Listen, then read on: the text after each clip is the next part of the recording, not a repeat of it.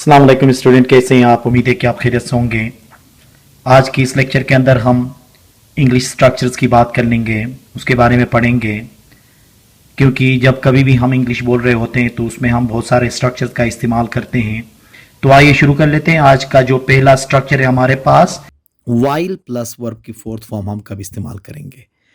While plus fourth form हमेशा दो काम एक ही टाइम पे होने को जाहिर करते हैं। जैसे कि हमने सेंटेंस में पढ़ा था कि रोते रोते, पढ़ते पढ़ते, भागते भागते, खाते खाते, ठीक है। तो ऐसे जो सेंटेंसेस होते हैं उनको इस्तेमाल करने के लिए हम वाइल के साथ वर्ब की फोर्थ फॉर्म इस्तेमाल करते हैं। जैसे कि इसका जो फॉर्मूला बनेगा, पहले वाइल, फिर उसके बाद वर्ब की फोर्थ फॉर्म के बाद आप सेंटेंस इस्तेमाल कर सकते हो। यहाँ पे भी सेंटेंस ये होगा कि सब्जेक्ट के बाद वर्ब ऑब्जेक्ट जो इस्तेमाल होंगे वो माजी के हिसाब से माजी के होंगे।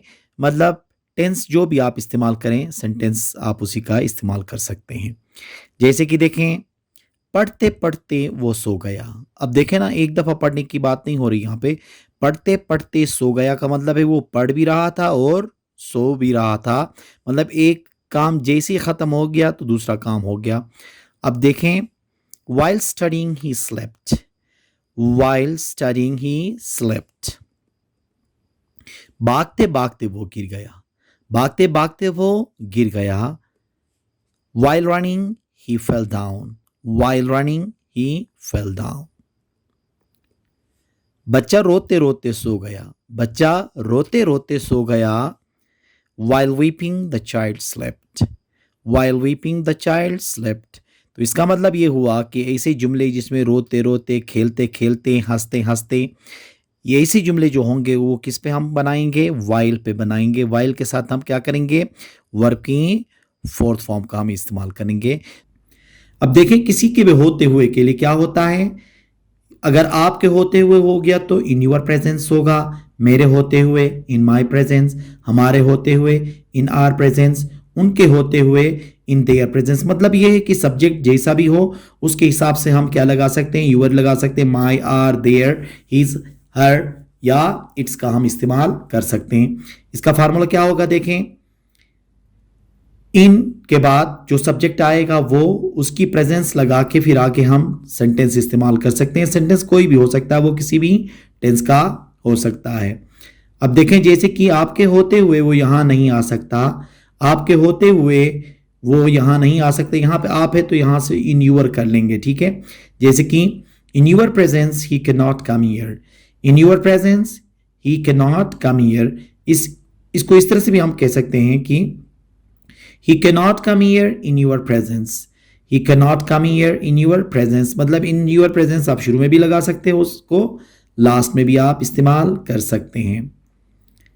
मेरे होते हुए उसने ऐसा क्यों किया, मेरे होते हुए उसने ऐसा क्यों किया। why did he do this in my presence, why did he do this in my presence। उसके होते हुए मैं कुछ नहीं कर सकता, उसके होते हुए मैं कुछ नहीं कर सकता। आप देखें ना, उसके होते हुए है तो क्या होगा? इन हिज प्रेजेंस होगा। I can not do anything in his presence, I can not do anything in his presence. इसको भी आप इस तरह से कह सकते हो कि इन हिज प्रेजेंस पहले करके I can not do anything भी कह सकते हो। मेरे होते हुए उसको कुछ नहीं होगा, मेरे होते हुए उसको कुछ नहीं होगा। Nothing will happen to him in my presence, nothing will happen to him in my presence। आपके होते हुए हम उदास नहीं हो सकते, आपके होते हुए हम उदास नहीं हो सकते। We cannot be sad in your presence, we cannot be sad in your presence। तो हमने क्या पढ़ा? किसी भी सब्जेक्ट के होते हुए, चाहे उसमें मैं भी, आप, वो, हम, जो भी हैं, उनकी प्रेजेंस या उनके होते हुए कहने के लिए इनके साथ उस सब्जेक्ट लगाएंगे, फिर उसके बाद हम सेंटेंस प्रेजेंस लगाएंगे, फिर उसके बाद आगे हम क्या करेंगे? सेंटेंस का इस्तेमाल करेंगे। के बारे में क्या ख्याल है या क्या कहते हो कहने के लिए हाउ अबाउट का इस्तेमाल होता है। जब कभी भी ऐसे जुमलों को इंग्लिश में बोलेंगे तो क्या कहेंगे? हाउ अबाउट से हम शुरू कर लेंगे।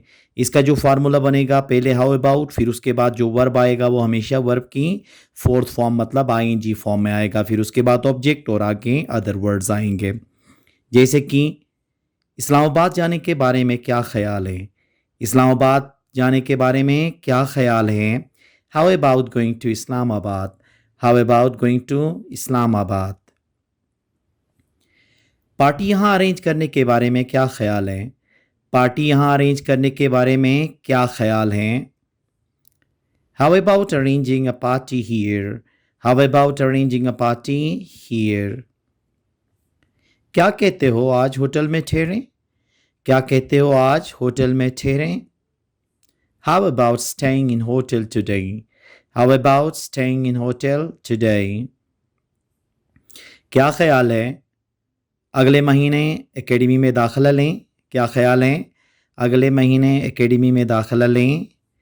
How about taking admission in academy next month, how about taking admission in academy next month.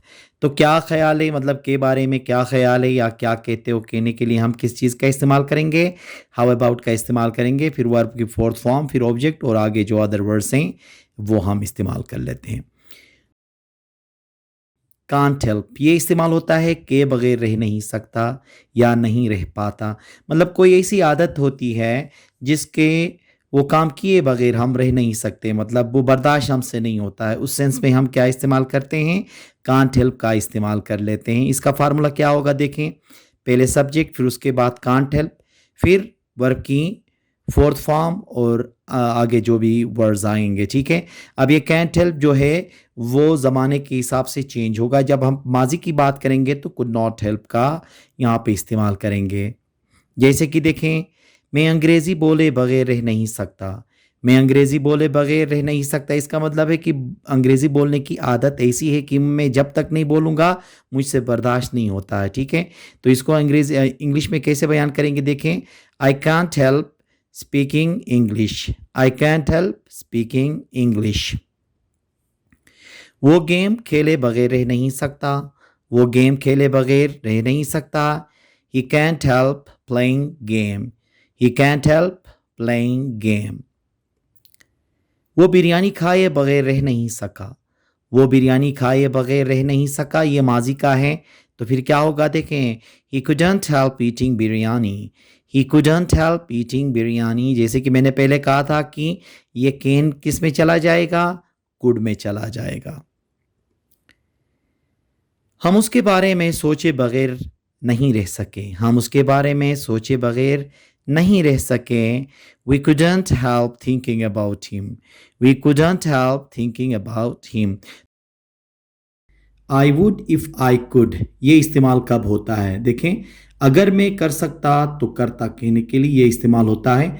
अब इसको हम एक सिचुएशन मतलब मुख्तलिफ सिचुएशंस क्रिएट करके इसको हम समझ लेंगे। मतलब ये एक पूरा जुमला बताने मतलब लंबा जो जुमला होता है उसके जगह में इस्तेमाल होता है। हम पूरा जुमला नहीं बता देते हैं और वो उस जुमले के बदले में हम इसको इस्तेमाल करते हैं तो उसमें वो पूरा सेंस दे देता है। अब हम इसको क्या कर लेंगे, एक सिचुएशन क्रिएट करके उसी के मुताबिक समझ लेते हैं। जैसे कि देखें, असलम है और अकरम, असलम अकरम को ये कहता है कि ये मसला हल करो, ये मसला हल करो, तो क्या होगा, सोल्व दिस प्रॉब्लम। असलम ने क्या कहा, सोल्व दिस प्रॉब्लम। अकरम, अगर मैं कर सकता तो कर देता, अगर मैं कर सकता तो कर देता। अब अकरम क्या कह रहा है देखें, आई would if I could, I would if I could. इसका मतलब ये है कि अगर ये मसला हल करने की मेरे पास सलाहियत होती तो ये मैं मसला हल कर लेता।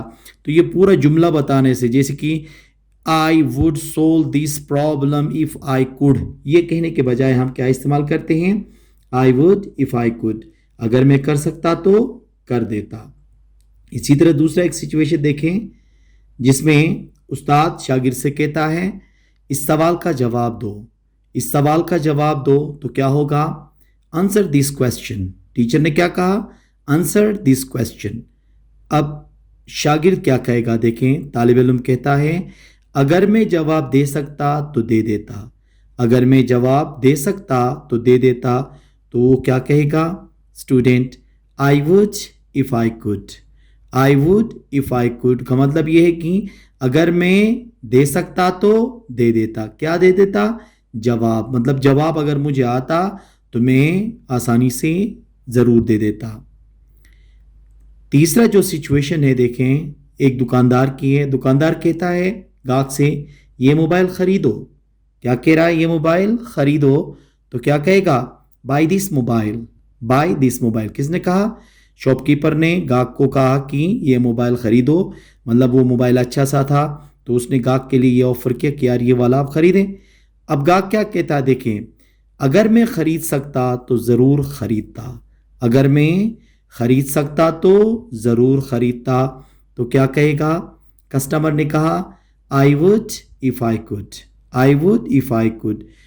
दुकानदार ने क्या कहा? शॉपकीपर ने buy this mobile. Buy this mobile. Customer कह रहा है I would if I could. तो किस सेंस में उसने कहा कि अगर मैं खरीद सकता तो मैं खरीदता। मतलब मेरे पास खरीदने की हिम्मत होती या मेरे पास पैसे होते तो मैं खरीदता। ये एक सिचुएशन है। असलम अकरम से कह रहा है क्या आप मुझे 1,000 रुपये दे सकते हो? तो क्या होगा देखें, can you give me 1,000 rupees. Can you give me 1,000 rupees. अब अकरम क्या कह रहा है देखें, अकरम कह रहा है अगर मैं दे सकता तो दे देता। अगर मैं दे सकता तो दे देता। तो क्या कहा इसने? अकरम कह रहा है कि आई would if I could. I would if I could. इसका मतलब ये है कि अगर 1,000 रुपये मेरे पास होते तो मैं आपको दे देता। का मतलब उसके पास वो 1,000 रुपीज़ नहीं है जिसकी वजह से वो नहीं दे सका है। तो ऐसे जो हमारे रोज़मर्रा ज़िंदगी में एक दूसरे से क्वेश्चन आंसर्स होते हैं या कोई हुक्म होता है। अब एक बंदा कहता है कि यार ये काम कर लो। अब दूसरे बंदे के पास वो सलाहियत नहीं है तो वो कहता है कि अगर मैं कर सकता तो मैं करता। अगर मैं कर सकता तो करता। तो क्या कहेगा? आई would if I could. I would if I could. मतलब ये हर सिचुएशन के लिए इस्तेमाल होता है। जहाँ पे सकने की बात आ गई, जहाँ पे ख़रीदने की बात आ जाए, जहाँ बोलने की बात आ जाए। अगर किसी जगह में कहते हैं कि यार प्रेजेंटेशन तो अंग्रेज़ी में। अब एक क्लास के अंदर दोस्त एक दूसरे से दोस्त से कहता है कि आप प्रेजेंटेशन इंग्लिश में दे दो। तो सामने वाला क्या कहेगा? अगर मैं दे सकता तो मैं देता। तो उसके लिए क्या इस्तेमाल करेगा वो? आई would if I could. I would if I could. अब आप लोगों ने समझा होगा कि आई वुड इफ़ आई कुड कब इस्तेमाल होगा? ऐसी सलाहियत जो आपके पास नहीं थी और इसके लिए आप कहते हो कि अगर मेरे पास ऐसा होता या मैं कर सकता तो मैं कर देता। तो इन सिचुएशन की बुनियाद पे हम आसानी से इसको समझ सकते हैं। तो ये था हमारा पहला structure, I would if I could. By asking whom, किससे पूछ के। यह अक्सर हम उर्दू में इस्तेमाल करते हैं। किससे पूछ के आए हो? किससे पूछ के आपने ऐसा किया? किससे पूछ के आपने ये मोबाइल ख़रीदा है? ऐसे जुमले हम अक्सर अपने रोज़मर्रा ज़िंदगी में इस्तेमाल करते हैं। तो ये कैसा होगा देखें, इसका फार्मूला ये होगा कि बाय आस्किंग होम शुरू में लगेगा, फिर उसके बाद हेल्पिंग वर्ब, फिर आगे सब्जेक्ट, फिर आगे वर्ब, फिर अदर वर्ड। अब यहाँ पे मैंने वर्ब को इसी तरह से रखा है, इसके अंदर मैंने कुछ भी नहीं लिखा है कि first form, second form, third form, क्योंकि ये सिचुएशन या टेंस के मुताबिक हेल्पिंग वर्ब क्या होगा, चेंज होता चला जाएगा। तो ऑटोमेटिकली आगे वर्ब उस हेल्पिंग वर्ब के साथ साथ क्या होगा, उसके मुताबिक उसको चेंज करना होगा। अब जैसे कि देखें मिसाल, किससे पूछ के आपने ये गाड़ी खरीदी। किससे पूछ के आपने ये गाड़ी खरीदी, क्योंकि ये पास्ट का है, पास्ट सिंपल का है। तो क्या होगा देखें, by asking whom did you buy this car. By asking whom did you buy this car. किससे पूछ के आपने उसे पैसे दिए। किससे पूछ के आपने उसे पैसे दिए। Bye asking whom did you give him money. Bye asking whom did you give him money. किससे पूछ के उसने इस कॉलेज में दाखिला लिया है। किससे पूछ के उसने इस कॉलेज में दाखिला ले लिया है। तो ये किसका है, प्रेजेंट परफेक्ट का है। तो हेल्पिंग वर्ब हमने प्रेजेंट परफेक्ट का इस्तेमाल करेंगे। तो ऑल, ये जो बात वाला जो वर्ब है वो ऑटोमेटिकली उस हेल्पिंग वर्ब के मुताबिक क्या होगा, चेंज होगा।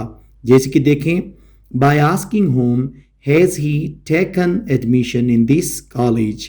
Bye asking home has he taken admission in this college. अब देखें ना, यहाँ पे हैज़ लगने की वजह से वर्ब क्या हो गया, चेंज होके थर्ड फॉर्म में चला गया। किससे पूछ के आपने ये किया, किससे पूछ के आपने ये किया? Bye asking whom did you do this. Bye asking whom did you do this. देखें, अगर मैं गलत नहीं हूं ये कहने के लिए if I am not mistaken का स्ट्रक्चर इस्तेमाल कर लेते हैं। इसका फार्मूला कुछ इस तरह से बनेगा, if I am not mistaken के बाद आप आगे सेंटेंस इस्तेमाल करेंगे। सेंटेंस फ्यूचर का भी हो सकता है, वो प्रेजेंट का भी हो सकता है, वो पास्ट का भी हो सकता है। जैसे कि अगर मैं गलत नहीं हूं तो वो बहुत अच्छा आदमी है। अगर मैं गलत नहीं हूं तो वो बहुत अच्छा आदमी है।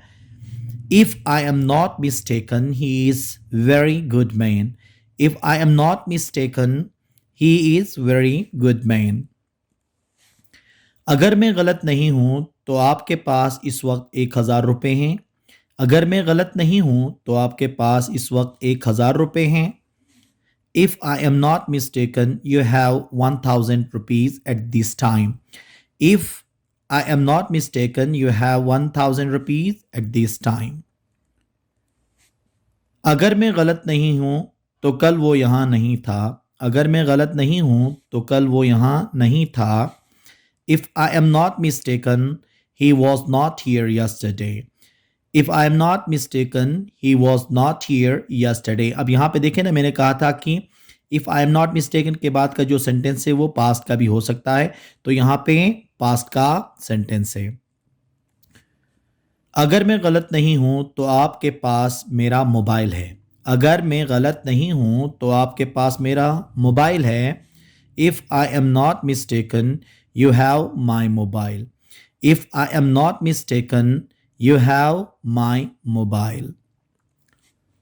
अगर मैं गलत नहीं हूं तो कल आप पार्क में थे। अगर मैं गलत नहीं हूं तो कल आप पार्क में थे। If I am not mistaken, yesterday you were in park. If I am not mistaken, yesterday you were in park. अगर मैं गलत नहीं हूं तो आप वक्त पर नहीं आए। अगर मैं गलत नहीं हूं तो आप वक्त पर नहीं आए। If I am not mistaken, you did not come in time. If I am not mistaken, you did not come in time. तो हम ऐसे जुमले जिसमें अगर मैं गलत नहीं हूं का लफ्ज टर्म इस्तेमाल हो तो वहां पे हम क्या करेंगे, if I am not mistaken का स्ट्रक्चर इस्तेमाल करेंगे। फिर उसके बाद हम वो सेंटेंस किसी भी ज़माने का हो सकता है, पास्ट का भी, फ्यूचर का भी, प्रेजेंट का भी हो सकता है। तो उम्मीद है कि आज का ये लेक्चर आपको पसंद आया होगा। Thank you very much.